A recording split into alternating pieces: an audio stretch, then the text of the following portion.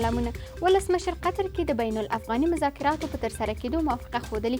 د قطر ځانګړي استازي قحطاني ویلي چې کابل ته د وروستي سفر پر مهال ولسمشر او نورو افغان مشرانو ورسره په دې اړه موافقه کړې.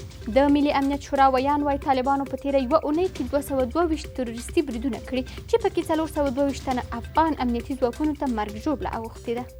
افغانستان ته نړیوالې الوتنې راتلونکو 3 ورځو کې پیلېږي. د افغانستان هوایي چلند اداره وایي دغه الوتنې د یوه نوي نړیوال دستورالعمل او د کرونا وایرس مخنیوي په موخه ټولو روغتیایي لارښوونو ته په پام کې ترسره کیږي.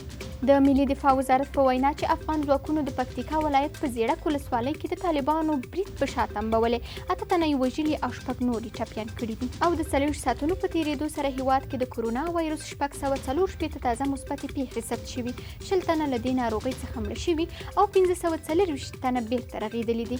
د مجموعي مثبتو پیښو شمېر 4,916 ته ورسېد.